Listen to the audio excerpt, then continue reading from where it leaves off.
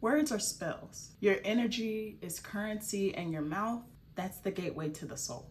Today, we're unlearning, unraveling, unhooking every illusion you've been spoon-fed. Because somewhere along the way, you forgot your power and started bowing to mountains that were always just molehills in disguise. The more that I looked outside for validation, the more that I abandoned my own magic until I realized that the only mountain was my own mind. Let's get real. The only reason someone is fucking you over is because you've been giving out fucks like they're free. Giving out fucks like free samples at Costco. You are leaking your power every time you explain yourself to someone who isn't even listening to you. You're watering dead plants with golden tears. You say you're tired of being disrespected, but have you respected your own boundaries? Have you tuned into the frequency of your own mouth? That sacred portal that creates, destroys, and resurrects. This ain't even about being positive, right? This is about being powerful, intentioned, and unshakable. So take a breath and drop in. We're about to talk accountability, energetic sovereignty, and the mouth. Not just a tool, but a temple. Let's make mountains bow. Let's learn how to hold our own name like it's golden. Let's stop giving out fucks and start birthing freedom. Hello, everyone, and welcome back to another podcast episode. My name is Javia Monet, the host of the Echoes of the Void podcast, where I help you explore spirituality from all aspects, recognize your potential, and energize your passion to align with your highest self.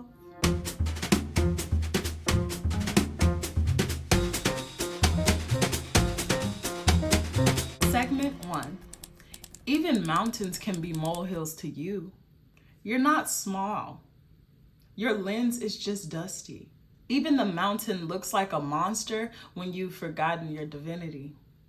We were never meant to shrink in the face of challenge. We were meant to expand into it, to let it shape us, not shrink us. But that's the trick, huh? Fear zooms in and makes ants look like avalanches. Your anxiety is a magnifying glass. Your doubt is a projector screen. And suddenly, you're standing in front of a mountain you created with your own imagination. Perception is the paintbrush. So you have to choose your masterpiece. You ever notice that sometimes the hardest part of doing something is simply just starting? When you finally do it and you really get into the thick of it, you're like, yo, I'm standing in shallow waters and this is only the beginning. Yet it felt like such a mountain when you first encountered it. That job you were scared to apply for, that apology you were scared to make, that leap you were scared to take, you built it up into a mountain when all you really needed was just take a step. Gotta keep going. You know what I'm saying? There was a time that I thought I would never find my voice again.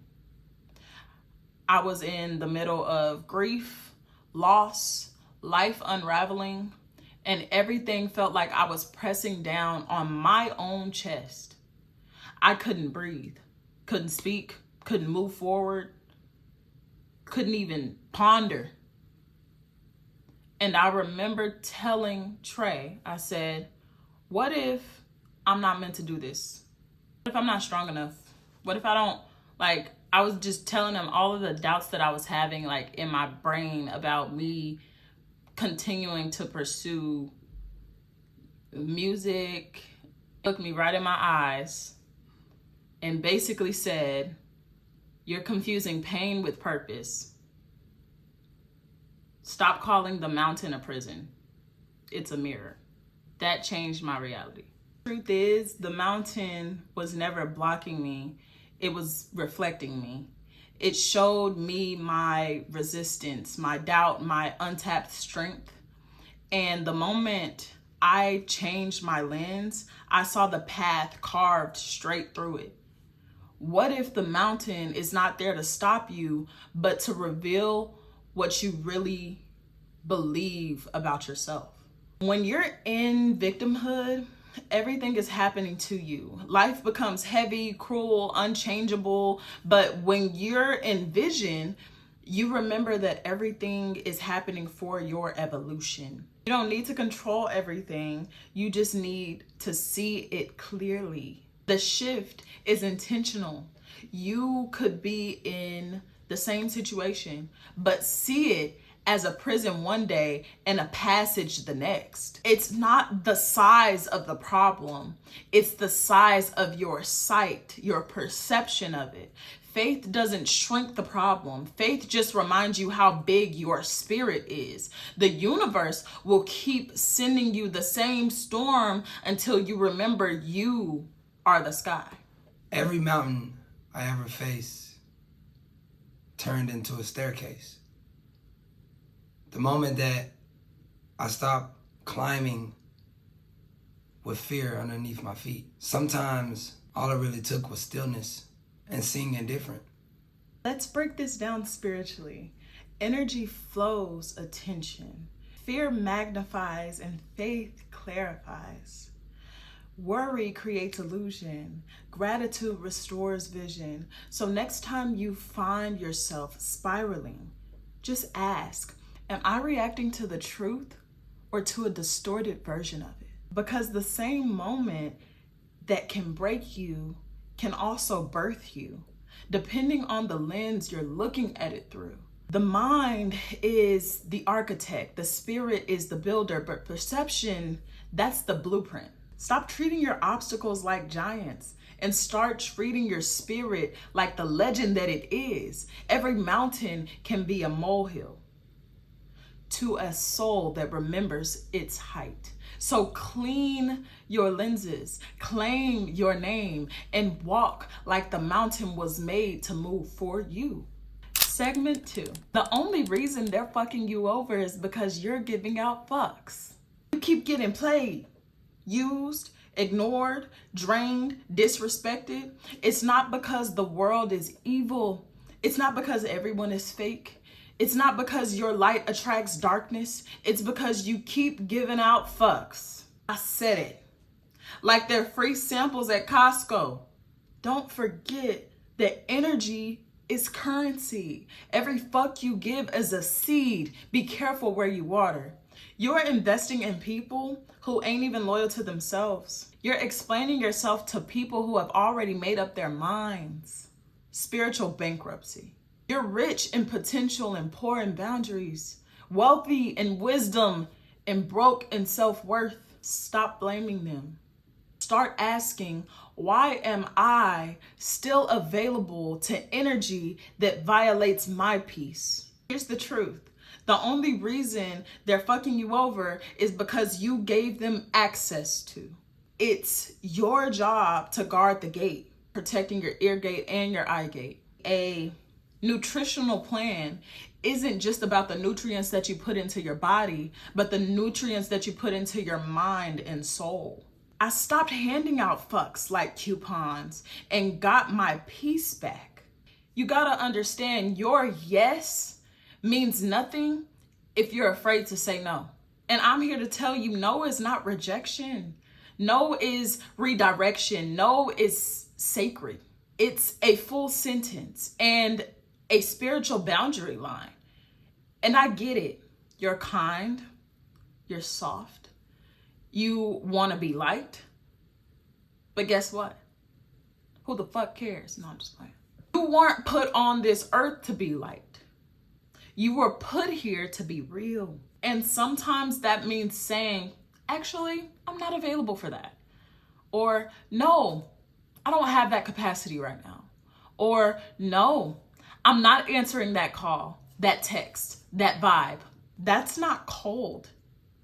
That's sacred selfishness. And that's okay to have. The sacred selfishness ain't ignorance, it's alignment. It's not about building walls. It's knowing where the gates are. You can invite the world in and still allow your garden to be untouched. Let's be for real. You can't complain about being drained when you're the one unscrewing the lid and pouring yourself out onto others that are doing nothing but draining you. You can't ask for peace and then reply to every chaotic notification. You can't beg for love and keep chasing people who only want your light, not your layers. You are not a vending machine for validation. You are not a therapist for people who refuse to heal. You are not an emotional landfill for others' people's projections. You are sacred real estate. Treat your energy like a luxury penthouse, not a Motel 6. Before you give your energy, ask, is this draining me or sustaining me? Before you say yes, ask, am I betraying myself to keep the peace? Before you react, ask, is this worthy of a response or a release? You don't need to clap back. You don't need to explain. Sometimes the most powerful move is silence and distance. So if you've been asking why life keeps spinning you, check the receipt. See where your fucks have been going. And reclaim every drop of your divine energy. Because once you stop giving out your power, the games stop. The disrespect stops. The anxiety fades. And what remains is clarity, stillness, sovereignty, peace. You teach people how to treat you, not with your words, but with your access. Segment 3. The weight of your words. Your mouth doesn't just speak, it shapes someone's belief, someone's identity, someone's healing. Your voice is a vibrational machine, and every syllable is a sacred geometry. Spelling isn't just about letters, it's about spell casting. Every sentence is a spell. So what are you conjuring? You are the architect of frequency. Speak like you're building temples, not cages. Words echo in the soul long after the moment has passed. Some of you are still living in the vibration of something else said to you in 2011, 2012. And some of you have no idea how deeply something you said in passing is still living in someone else's nervous system. That's the weight we're talking about here. I remember someone once told me, you're too much, too intense. You overwhelm people. And they said it casually, like it was feedback, right? But it hit different. It hit deep.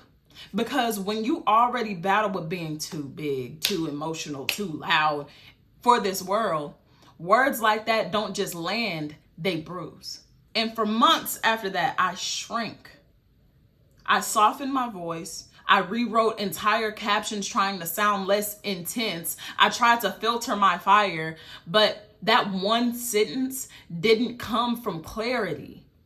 It came from someone who couldn't hold their own power. So mine made them uncomfortable. And the irony is, it wasn't until Trey looked me dead in my soul and said, The world needs your too much because that's your medicine. That sentence brought me back.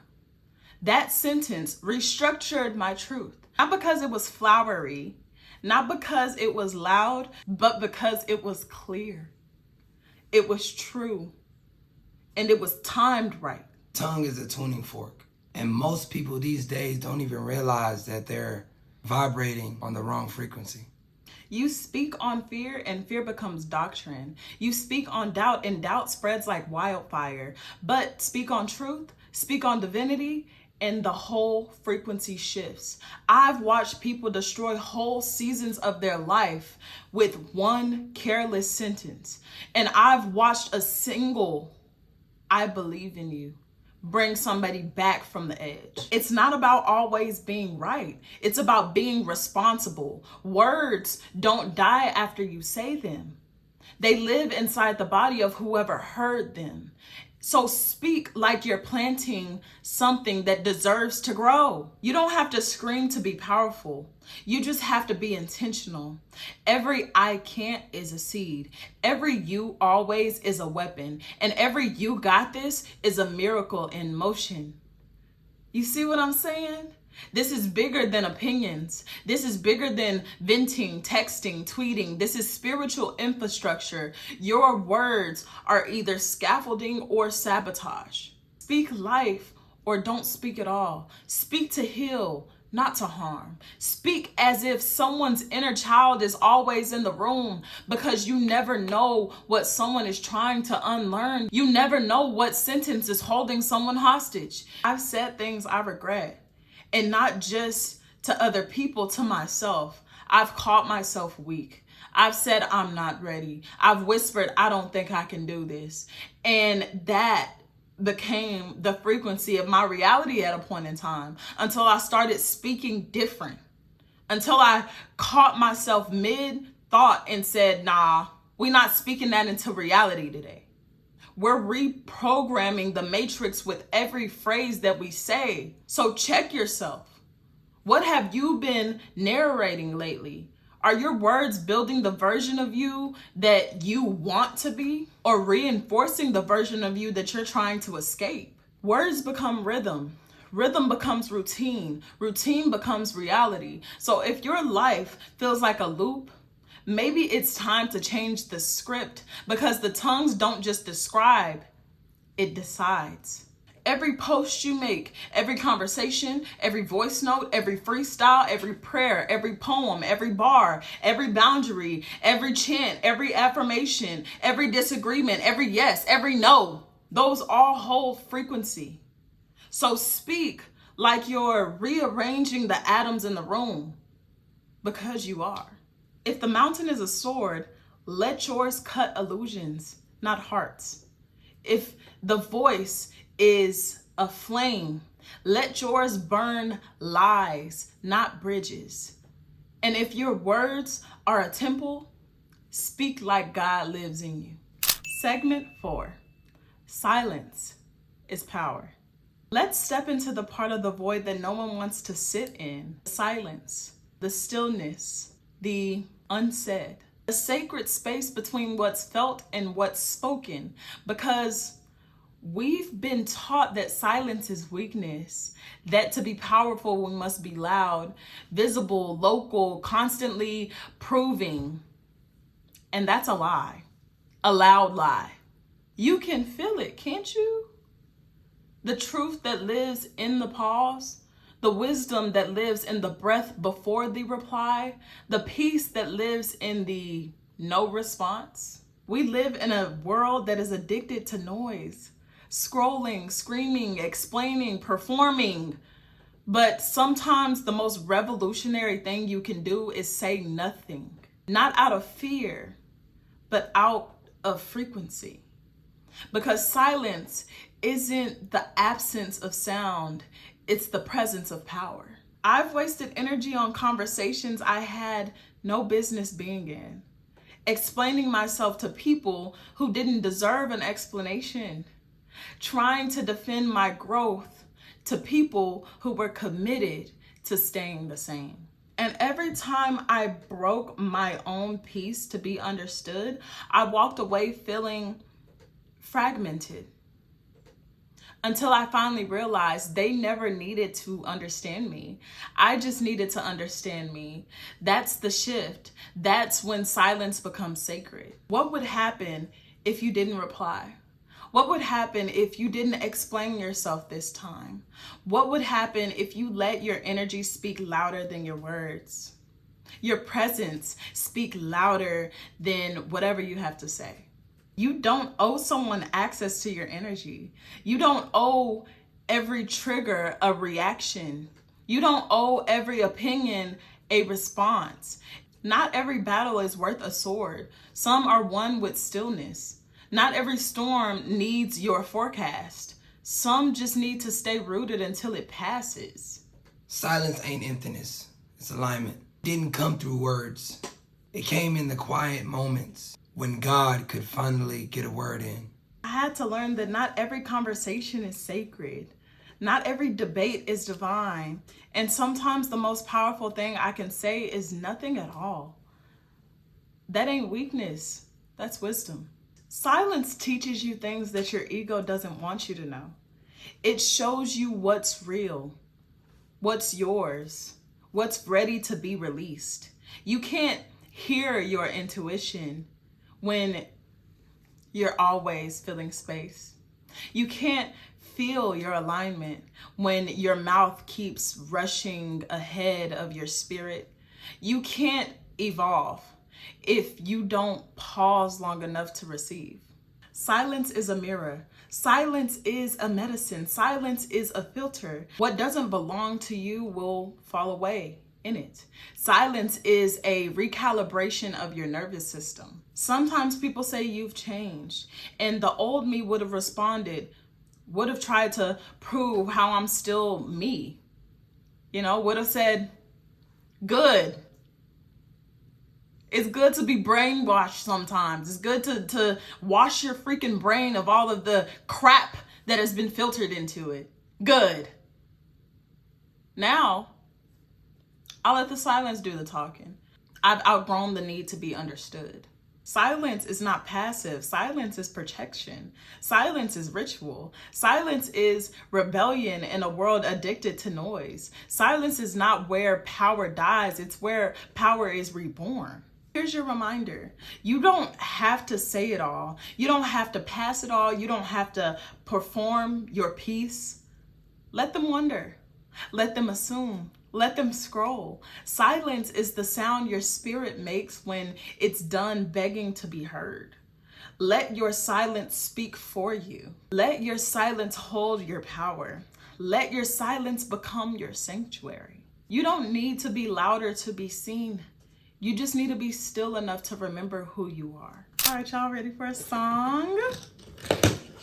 Reconnected with the ethers, blow it through your speakers. Everything is energy, we're breathing every reverb. Looking in the mirror, I'm seeing a grim reaper. Really scaring self, cause every day we diving deeper. Insight flowing out, cause we're rising in our demeanor. We're magnetized, we're freer. Multiply, seeing clearer. Maintain a new wave, a new days through new days. Touching the clouds, feel the wind on my face. When is my walk? There's a wind in my grace. My body is earth. I'm moisturizing my face. Water to hydrate, fast to dissipate waste. I'm on a new wave, in a safe space, controlling my emotions in this marathon race, embracing the pace. What can I say? We're drowning in abundance and only at first base. Here's the conclusion. We started this journey by looking at mountains, these towering beasts that sometimes seem too big to climb. But here's the truth. Every mountain is just a mirror, a reflection of how we choose to see it. Your perspective is your power. Your words, they're not just noise. They're spells that build or break. And your energy, that's currency for your soul. Guard it fiercely. Protect it like it's gold. You can either bankrupt your spirit or multiply your freedom. But that's your choice. So as always, embrace the void.